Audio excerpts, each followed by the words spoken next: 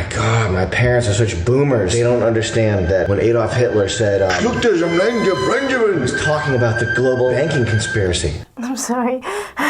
There's a ton of people who are under this delusion. You go, oh, the town needs a noise musician. To the average person walking around, they're worth like negative money. You owe me $1,000 right now. You dragged a folder into another folder. This isn't second grade. You bring the teacher your macaroni drawing, and no matter what it looks like, you get a big kiss on the cheek. Is your parents watching Fox News or CNN? Is that really so unbearable that it's worth $1,200 a month? You definitely at some point have to be brutally realistic with yourself. When people complain about working for free, like it's miraculous that they're allowing you to be in the office.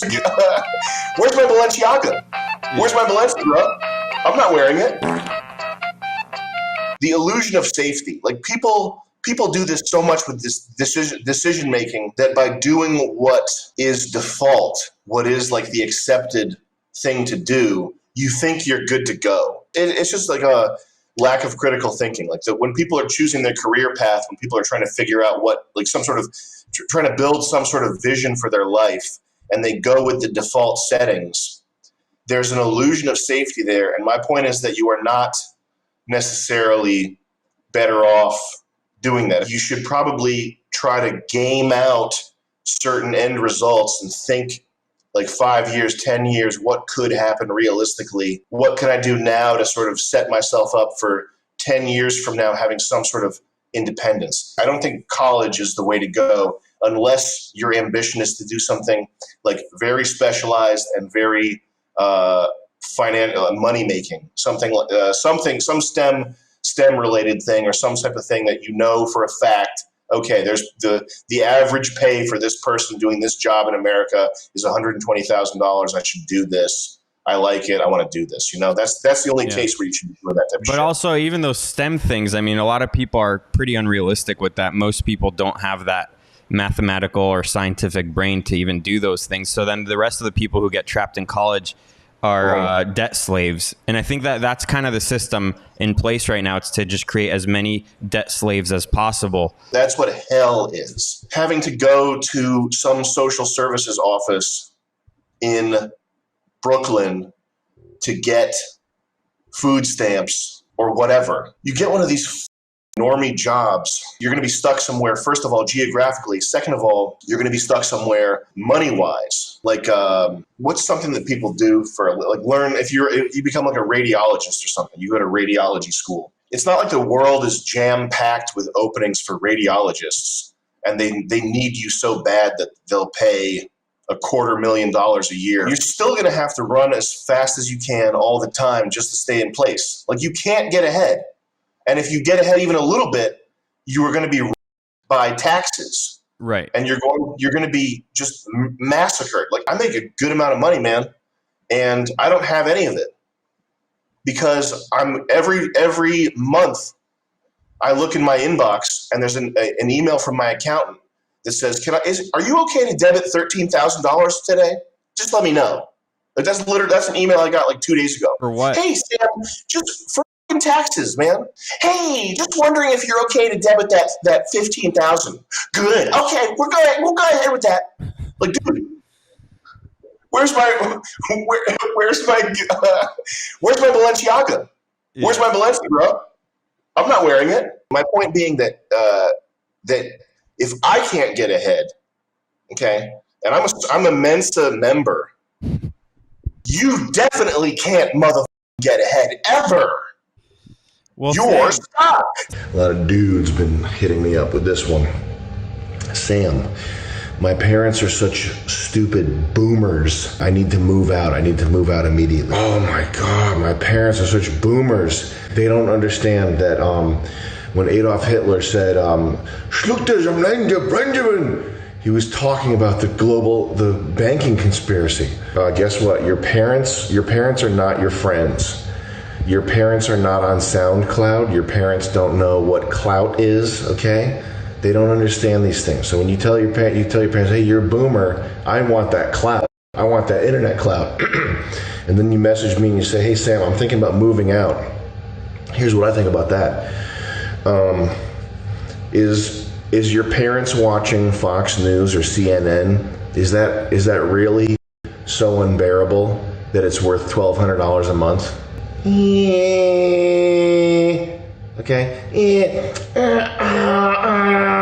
That's all I have to say about that. I personally have made the decision not to verbally abuse my parents anymore, not to try to get them politically woke. You know, when they say some absolutely asinine thing like, I like that Bernie Sanders. I like that Bernie Sanders. Oh, Trump is awful. Did you hear what he said? He said that he just doesn't have dignity. He just takes the dignity from this country. Listen, your parents are old. I've started, every time my parents say something like that to me, I say, you know what? I love you very much. Okay? I agree with you. I love you. Okay? I need another $200. Okay? It's crazy how your 75-year-old fluoride-addled brain comes up with the best ideas. I love you, okay? Because when you die, I don't want the last thing I said to you to be some post I saw on 4chan, okay? I want the last thing I said to you to be, I love you, I agree with you, you are a sweet person, I love you so much, okay? That's what you say to your parents. And second of all, if you have free lodging, take that $1,200 a month that you were going to spend on having a room that you can drum in. Is that your fantasy right now at age 23? Is to have a room where you can drum as loud as you want? If you have a way to live like a Vietnamese person and put $600 a month, $1,200 a month, $1,400 a month into something. I'm just saying, next 3 years is going to be some scribbity scoopa, a scribbata chupa. Okay, that's the way you're going to feel if in 3 years from now you look at the Dow, if you look at the NASDAQ and it's triple what it is now, and there are stocks in there that are 20 times what they are now, and you didn't put that rental drum house money in there, you're going to be going scribbata chuta puta. There's a lot of stuff that you got to do as a young person. So the first thing is you got to sort of realistically assess what you can do, what your natural aptitudes are, what things that you like to do that could potentially make money. And then you kind of have to, you definitely at some point have to be brutally realistic with yourself. Like if you have some crackpot idea, like you think that you're, because you like MMA and you know a bunch of fight statistics, that you're going to be able to get a job as an announcer on ESPN or something. There's a ton of people who are under this delusion. You look around your town, you see the town plumber, the town baker, the town doctor. You go, oh, the town needs a noise musician. Like, you don't understand how copying files works. Yeah. Like the whole entire world, there's 7 billion people. If that number shot up to 100 billion, the world's demand for noise musicians or YouTubers or whatever it is that you think you could do that's like a creative type thing. There's a lot of creative people. Whatever creative type thing you think you could do, the demand for that is not going to shoot up whatever fold to meet that new population, because you can copy a file. Many people can watch the same video. You have to drill that through your head if you have any creative aspirations at all. Back to regular people who are just regular. You have to somehow make it so that your time is worth money to somebody else. That's like absurdly hard to do, because most people, like, I run a business, I have like 10 employees. Mm-hmm. We are a profitable business. Most people out there, I couldn't think of something for them to do that would be worth $1.50 an hour. You know what I mean? Yeah. Like like the average person walking around, they're worth like negative money. When you work for somebody, they have to like oversee what you're doing. They have to train you. They have to guide you into the track that they need you in for you to be the most valuable. So there's like a period of time where you're worth negative money to somebody. And people complain about working for free. Like, it's miraculous that they're allowing you to be in the office. Yeah. Because your presence and your bad vibes and your entitlement, the fact that you feel entitled to everything and you're like a young prick. You know how much damage you could do on my computer system if you were sitting in one of these terminals, if you accidentally deleted a file? I had an employee once. He like dragged a folder into another folder. Did you just drag a folder into another folder on my server? full of my 10 years of making media that's like meticulously organized. That's $1,000. You owe me $1,000 right now. You dragged a folder into another folder. One thing that I would really recommend if you can is find a mentor. Here's the thing. Anything that's ever shown in a negative light in a movie or a TV show, like nepotism or like coattail riding, guess what? Nepotism and coattail riding are your keys to success.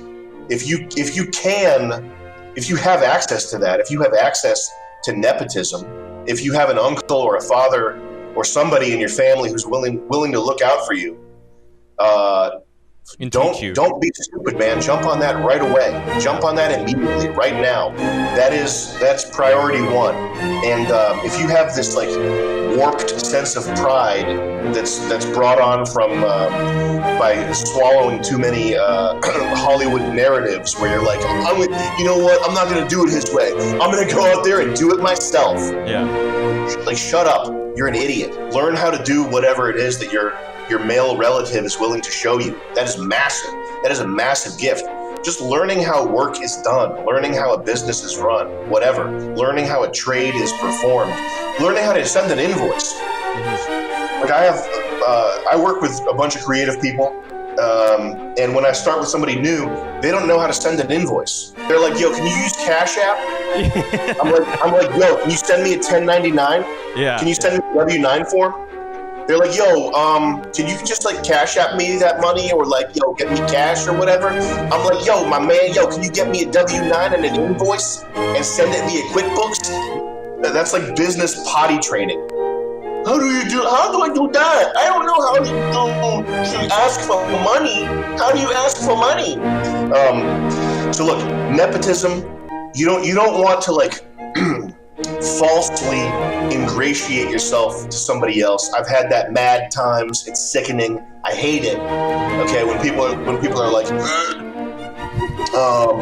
whatever you need, like I can do this or that. Or like the people who show up with like a really bright face and a fake smile. That's not, you don't want to be that. But the people who like work hard for me, I would do mad for them. I'm not like a particularly generous business owner or anything, but the people who have like shown and proved and came in and like paid their dues work-wise, my intention is to boost these people as much as I possibly can. So my point is, if you can, when it comes to riding coattails, don't be so proud that you're like Mr. Do Everything on his own or whatever, and your individualism, your individuality, like you have to tamp that down a little bit, because this isn't second grade. This isn't like you bring the teacher your macaroni drawing, and no matter what it looks like, you get a big kiss on the cheek. Yeah. Like that's not how it works. So if you think you know how to do it better than somebody who's been running a business for 20 years, you probably need to shut up.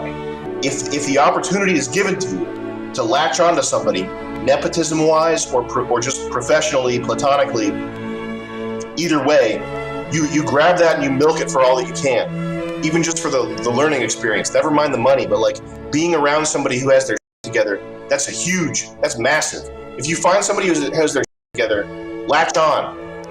Yeah, I mean, it makes that individual more valuable in the long run. I mean, and I think that people, because of instant gratification, they don't really. Many people don't recognize that and don't want that.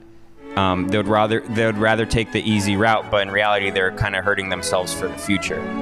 There's too many movies like Star Wars where the hero is like, everything's against the hero, and he's this lone guy, and he's got like he's plucky, like no matter what sort of obstacles come his way, he'll cleverly think his way through it. Her way nowadays. Come on. Oh, I'm sorry. Oh. Yeah. Her way. I'm sorry. I'll punch myself in the balls later for that.